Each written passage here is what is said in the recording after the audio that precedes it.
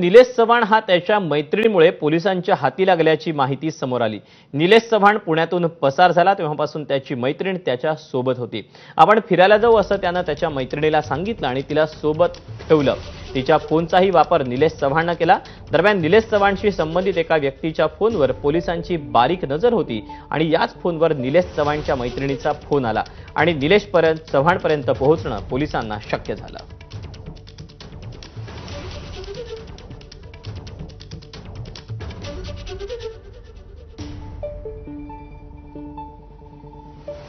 दरम्यान निलेश चव्हाण कसा पळाला, त्यानं नेमकं काय काय केलं आपण जाणून घेऊया।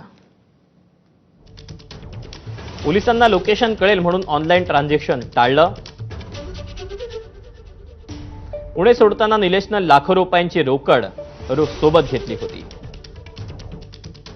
निलेशनं सोबत 4 ते 5 मोबाईल आणि सिम कार्डही घेतले होते।